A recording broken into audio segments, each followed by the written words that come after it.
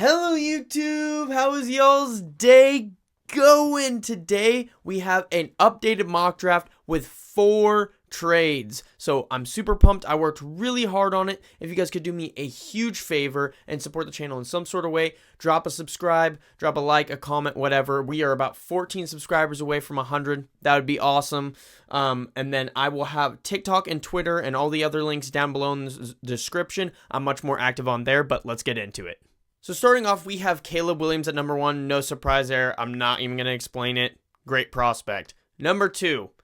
This is something that I think is 100% smoke. I think the Commanders would be absolutely foolish to go Jaden Daniels over Drake May. However, it is an option, and he quote-unquote fits Cliff Kingsbury's system better. I'm not a Jaden Daniels guy. I don't think that you should ever be taking somebody in the first round where their main weakness is their passing.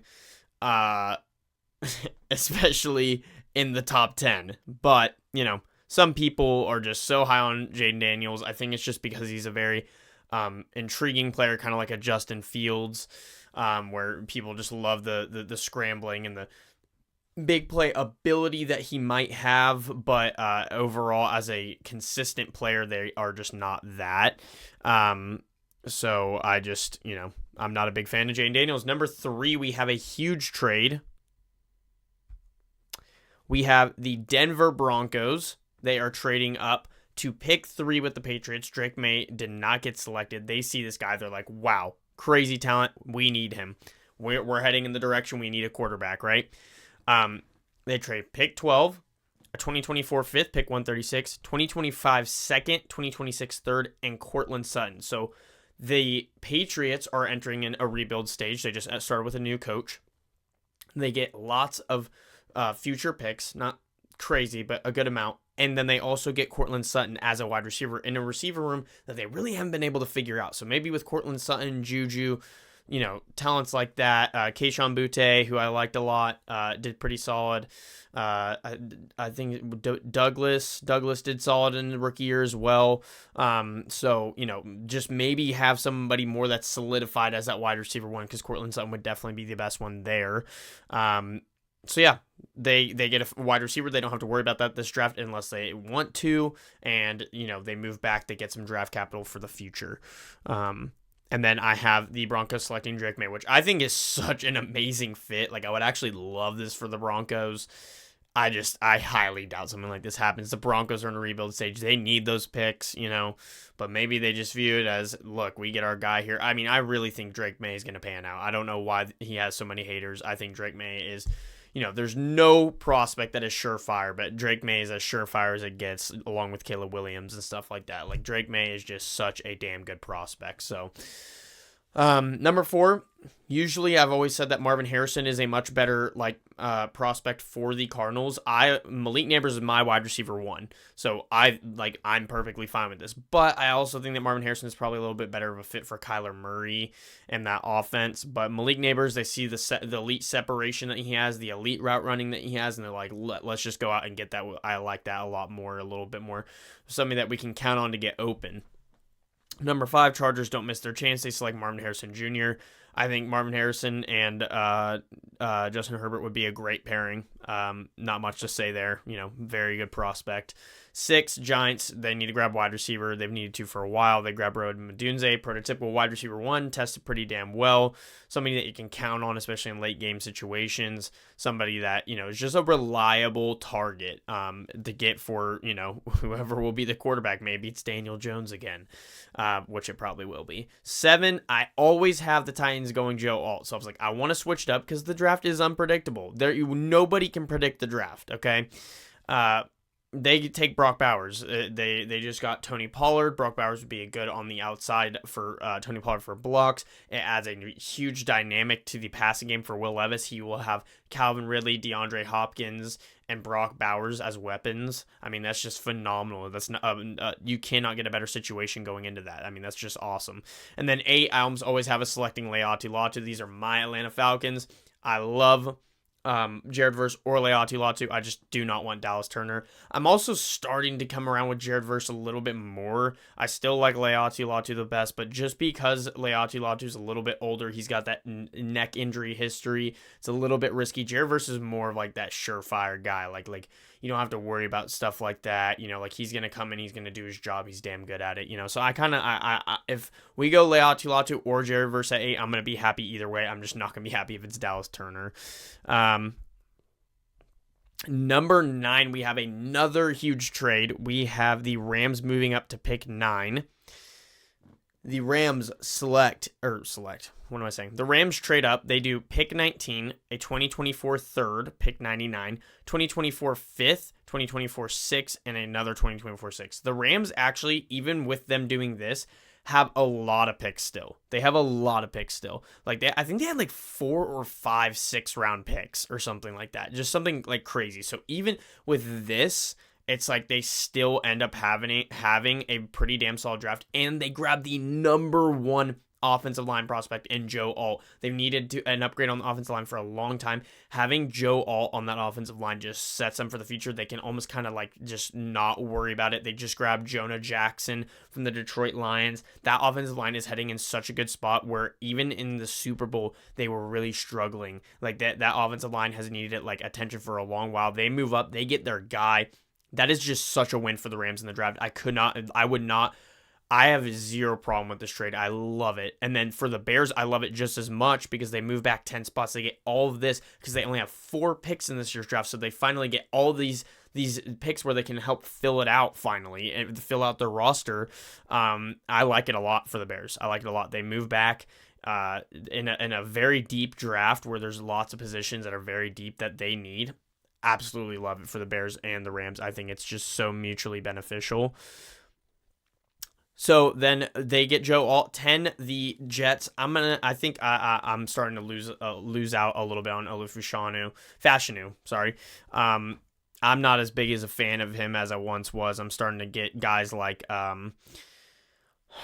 Tully's Fuaga and JC Latham are kind of starting to take over a little bit. It just depends on what teams need. But for the Jets, they have two left tackle and right tackle that are temporary guys, and Tyron Smith is the left tackle, and he is very injury prone. So maybe they get a tackle here, get some depth since Brock Bowers isn't there. Otherwise, this would be a Brock Bowers pick.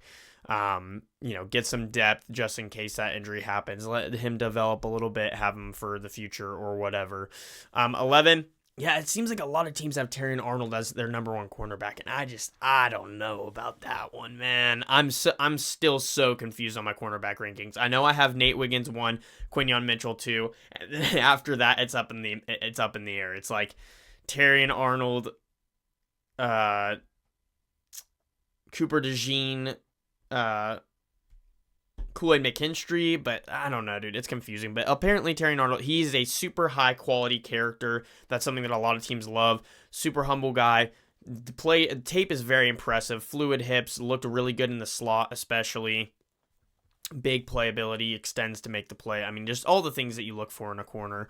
He did pretty damn well. His testing was it was solid. It wasn't as good. I think he ran like a 4.5, which I just don't like in a corner. I feel like you have to be running at least in the smaller 4.5s, like around there. And I feel a little bit more comfortable with that. Or sorry, not 4.5s, like 4.45 and lower. I feel a little bit more comfortable taking with you. It doesn't mean that it's it's like a deal breaker or anything. You can definitely still keep up. It's just some of these wide receivers are coming in, and some of these corners that are coming in that can compete with them, like Nate Wiggins, who ran like a 4.35, and it's like it's hard to pass up on that when, you know what I mean, like a guy ran a 4.5 and a 4.35. I don't know. So 12, this was the Patriots trade with the Broncos. They moved back to 12. They grabbed their guy, J.J. McCarthy. I'm not a J.J. McCarthy guy. I would never take J.J. McCarthy in the first round. However, here we are. It seems like he's a first-round prospect in a lot of people's eyes. Definitely not mine, but, Patriots go and grab their guy. He's young. He can develop. We'll see what goes on, 13, I really like this for the Raiders, actually. Troy Fautanu is becoming one of my biggest risers. I love the guard tackle versatility, and I'm starting to think more that he actually can be a tackle. I was watching him and some spokesmen as well about what they were talking about. And, it seems like he could pan out at tackle 100%. His arms really aren't that bad. That he has the length enough to play tackle. So I would like this for the Raiders. If he doesn't work out at tackle, stick him at guard. Like, win-win either way. That offensive line is awful. So 14, I have the Saints taking Leatu Latu. Most polished edge rusher, very refined, lots of pass rush moves, powerful, explosive, everything you look for. They get him. I kind of hate that because they're division rivals, and I love Leatu Latu, but it's a great pickup for them. They've needed somebody that is that refined because most of the guys they've been selecting are raw, man. They are selecting raw guys, so Leatu Latu is solid there. 15, Quinyon Mitchell. Very athletic. I actually love Quinyon Mitchell fit with the Colts. I also like Nate Wiggins fit with the Colts. I'm actually kind of out on Terrion Arnold for the Colts. I don't know how much I like that pick because he kind of does a Kenny Moore role, which they already have, obviously, with Kenny Moore. So Quinyon Mitchell, I love it a lot. Very athletic. I love Quinyon Mitchell. I'm so excited to see what he's able to do in this league. Colts need to grab a corner. They do there. 16, I also am starting to like Graham Barton more. They go in, they get a very good interior guy there. He's a tackle, most likely will be a guard. He's definitely, I would have a hard time seeing somebody drafting him as a tackle, especially in the first round. So guard, they replace that Damian Lewis, it's a Damian Lewis replacement. Damian Lewis is gone now, so I like that a lot for the Seattle Seahawks, who I usually have taking Troy Fautanu.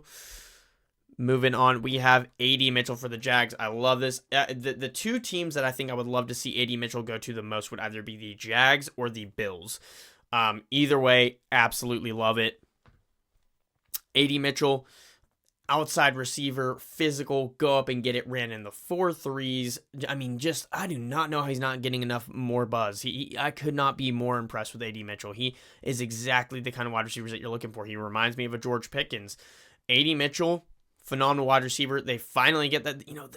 The thing that didn't make the most sense this offseason was them signing Gabe Davis. I could not be more confused. It's like they literally are paying 3 of the same damn wide receiver: Zay Jones, Christian Kirk, and Gabe Davis. And so many people mock Brian Thomas Jr. to the Jags, which I just feel like is another of the same receiver, just like a pretty fast, good deep threat. People talk about Brian Thomas Jr. like contested catchability. I do not see that as much. I feel like that's one of those things that just gets said and everybody says it. I was looking at his film. He has a couple of really good contested catches, but as saying he's a good contested catcher, I don't know about that. Like, usually you see something like in Drake London's film where he just goes up and gets it, or A.D. Mitchell, he just goes up and gets it. Like, Brian Thomas Jr., like, he had some contact, but, he's usually hauling it in like this. With those guys, you usually see them get to the catch point and get up, like, right here, I don't know, man. But A.D. Mitchell's finally a wide receiver that's not like that slot, deep threat wide receiver. I'm not a big fan of Gabe Davis, so that's basically what I'm trying to say. 18, the Bengals grab Byron Murphy. I usually have offensive line going here, but they did lose DJ Reader to the Detroit Lions, so I like to pick up Byron Murphy. Very athletic, gets after the quarterback really well as an interior defensive lineman, so I like that for the Bengals. I don't think that's bad. And then finally, we have another trade here. Oh, wait. I just spoiled a trade. Okay, my bad. This was the Bears trading back from the Rams. My fault, guys. My fault. They trade back. They still get their edge in Dallas Turner. That is great value. They get all those picks, and they end up still getting an edge rusher that would complement very well off Montez Sweat. Dallas Turner, very athletic, very fast, had good production. I'm just not sold on his strength and a couple of other things. I'd like to see a little bit more of a refined game through him. But somebody that I definitely think can turn out. I just like the other two much better than him. Dallas Turner is getting a lot of buzz right now. I don't necessarily agree with it. 20, Steelers grab Tallis Fuaga. Yeah, I thought about this. They usually have the Steelers going wide receiver, but they also never go wide receiver in the first round. So it's kind of hard. It's really hard to mock with the Steelers, man. I want to give them wide receiver. I think they definitely could still. Just because they haven't before doesn't mean that they don't do it now. But Fuaga is somebody that I've started to think that definitely left tackle or right tackle. He's just got the talent. You can stick him at left tackle. I'm not a big fan of, I think it's Dan Moore. at the left tackle position right now. They just got, what's his name, from Broderick Jones, who did pretty solid for them. So then you have Fuaga and Jones for the future. I think that would be really appetizing for the Steelers, especially grabbing Russell Wilson and then maybe Justin Fields for the future. So maybe you're setting Justin Fields up with some solid tackles. 21, now we have our trade. Apologies. I think you guys probably saw what was happening. But the Chiefs, dude, they really only have two major needs, and that is wide receiver and corner. Can they have they can have other needs? Absolutely, they can. Like offensive line could be one. They could even go for some running back. Not really. They were just re-signing Clyde Edwards-Helaire, but safety is one for sure. But it's mostly corner. It's mostly corner and a wide receiver. But I think corner's bigger now with with trading L'Jarius Sneed. So they trade. The Dolphins give them pick 21 and pick 98, and the Chiefs give them a third. The Dolphins need to move back in this draft. They actually are missing a lot, and they have lost a lot of talent this year. They do not have the draft capital to rebuild that team. So they get that, and they also get a fifth. So they get a third, and then they get to trade a six and move up. What is that? Almost 40 spots. So, that's a good trade-off there, I think, for the Dolphins, and it makes sense a ton for the Kansas City Chiefs. And they select Nate Wiggins, who's my number one corner. I love that fit for them. Great length. Like I said, right in the 4.3s. Good in zone, especially. Solid in man. Good press. I love his length. He just seems like the kind of guy that is just, even on a slant or something, he's going to be able to go in there and break it up. I really like Nate Wiggins. So, love that for the Chiefs. Unfortunately, I don't like the Chiefs, but it doesn't matter. This just shows you I'm not having bias for any teams. This is what you have to put yourself in the mind of the GM. Nate Wiggins is a great pickup there for them. 22, I've had this before. The Eagles go Cooper DeJean. Makes sense to me. Those corners, James Bradbury, Darius Slay didn't play the same that they usually do. Ooh, voice crack. DeJean is a phenomenal corner, tested very well recently, got the green light that he is good to go now, coming off his injury, and he can absolutely play safety as well. I love him as a slot. I love him at safety. I love him at corner, and I'm pro Cooper DeJean. I love Cooper DeJean, so love that for them. The Vikings stay. They end up with Terrion Arnold. They get an upgrade at the corner position, and they get Bo Nix, who I love Bo Nix. I'm pretty damn sure I'm gonna go back and whenever I'm not sure about a ranking, I always go back and watch the two prospects again and make sure that I'm thinking right and stuff like that. But I think I have Bo Nix against up ahead of Jane Daniels, and most people call that blasphemy because a lot of people have Bo Nix past. Some people have Bo Nix lower than JJ McCarthy, which is crazy to me. But that just shows you everybody's allowed to have their own opinion. I'm not gonna hate on anybody. I will absolutely hate on someone, but I love Bo Nix. I think that's a great pick for the Vikings. They get better on both sides of the ball. Yeah, I love it. 24, we have our other trade. The Cowboys move back. They could use some draft capital. And the Cardinals move up. They move up, what is that? 16 spots. The Cowboys do in the third. Just to move up 3 picks in the first, and they get a 7th round pick.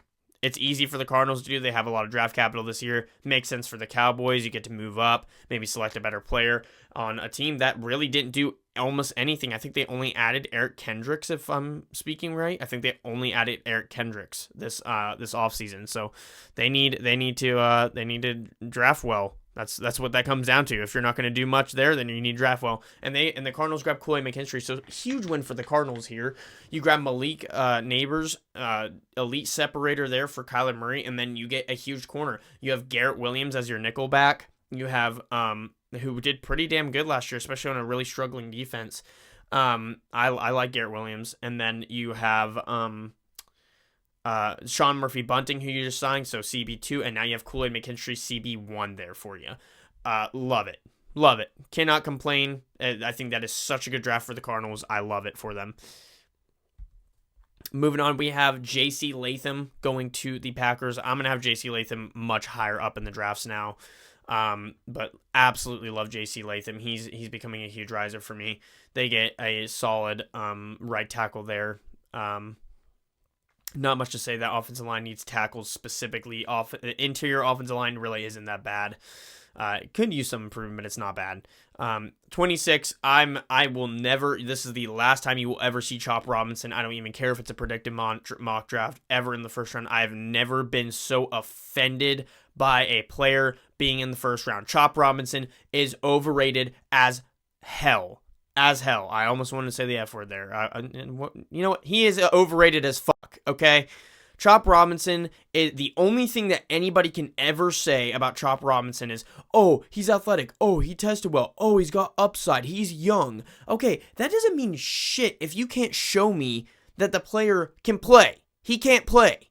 His production's not even there. So it's not even like he has production and poor film. He's got poor production, poor film, and all you can say is that he's athletic. Why the hell would you draft someone specifically, especially in the first round, because of that? I could not be more pissed off about it. I wish Chop Robinson the best, but oh my gosh, that makes zero sense to me. Last time you will ever see that. Buccaneers need an edge rusher. Joe Tryon has not been performing the way that he probably should have. They grab a guy there. Boom.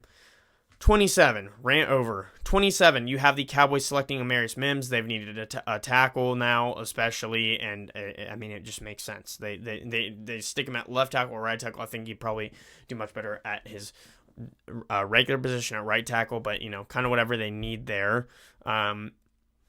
28, I love this fit for the Bills as well. A.D. Mitchell or Ladd McConkey.